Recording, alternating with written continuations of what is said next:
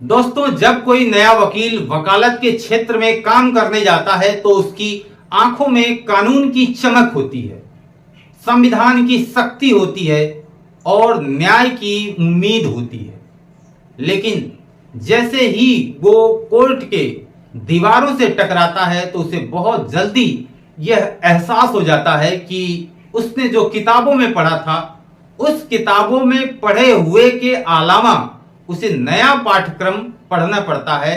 भ्रष्टाचार का भेंट उसे बार बार चढ़ाना पड़ता है। अगर हम लोअर कोर्ट की बात करें और खासकर आजमगढ़ की, जहां हर चीज का टोकन रेट है, वो आपको मौखिक रूप से वो रेट मिल जाएगा, जहां हर काम का एक रेट है।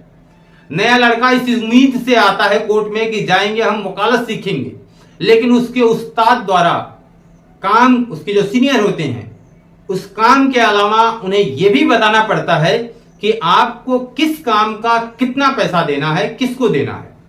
अब मान लीजिए कि कोई व्यक्ति है जिसकी एफआईआर थाने में दर्ज नहीं हो रही है, तो वो कोर्ट में जाता है।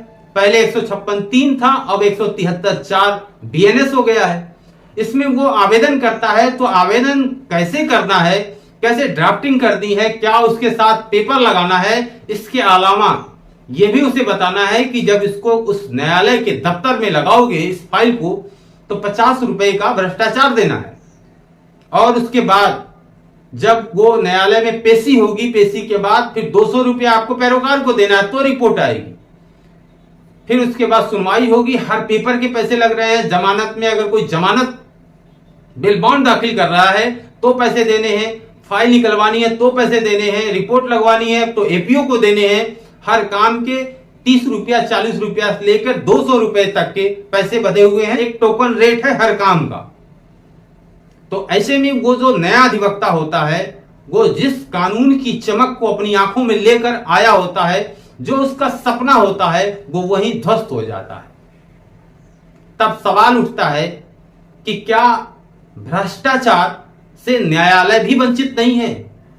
जिस न्यायालय में उसका पीठासीन अधिकारी बैठा हुआ है, जज साहब बैठे हुए हैं, उसी न्यायालय में पेशकार बैठकर बयान का 100 से 200 रुपया लेता है और उन्हीं की आंखों के सामने 20 रुपया पर तारीख की पेशी पेशकार लेता है।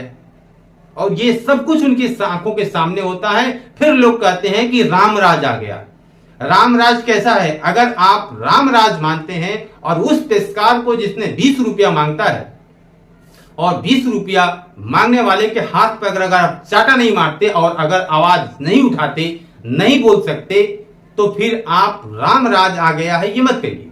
अगर आप वास्तव में रामराज चाहते हैं तो आपको आवाज को बुलंद करना पड़ेगा, ऐसे लोगों का विरोध करना पड़ेगा कि वे लोग जो न्यायालय में बैठकर इस तरह का भ्रष्टाचार करते हैं। मैंने इस पर कई शिकायत की है, लेकिन कोई भी किसी को फर्क नहीं पड़ते हैं।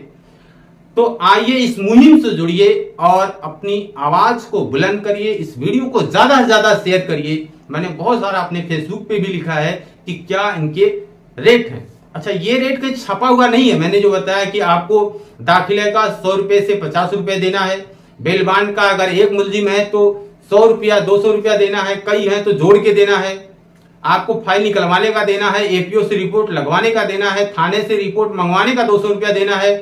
पेशी पहले 10 रुपया थी, अब 20 रुपया हो गई। हर फाइल में 20 रुपया पेशकार को देना है। 20 रुपया बयान का होता है, लेकिन पेशकार 100 रुपया लेता है। हर चीज का रेट बना हुआ है। अगर आप उस पैसे को नहीं देते हैं तो आपका काम नहीं होगा, डिले होगा, आपका मुवक्किल आपको छोड़कर भाग जाएगा। तो मैंने अभी कुछ दिन पहले बहुत सारे अधिवक्ताओं को बताया जो हमारे साथ के हैं, उनसे छोटे हैं, बाद में आए हैं। मैंने उनसे कहा कि अगर इस काम को सीखोगे कि कैसे बाबू को मैनेज करना है, कैसे पेशकार को मैनेज करना है, कैसे अटॉर्नी को मैनेज करना है, तो यहां सरवाइव कर पाओगे। अगर ये काम नहीं कर सकते तो वकालत छोड़ दो। इस पेशे में आना बिल्कुल भी ठीक नहीं है।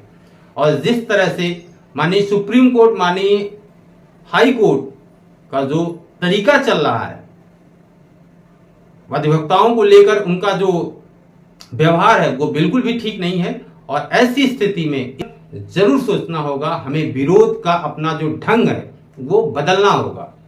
और इस तरह के भ्रष्टाचार पर आवाज उठानी पड़ेगी, बोलना पड़ेगा। सबसे पहले कमियां हमारे अंदर भी दिखती हैं कि हमारे जो अधिवक्ता हैं वो खुद देते हैं, खुद इसलिए देते हैं कि वो अपना काम बनाते हैं। उसमें बड़े अधिवक्ता तो सरवाइव कर जाते हैं, लेकिन जो जूनियर अधिवक्ता होते हैं वो इसमें पिसे जाते हैं और वो मर रहे हैं।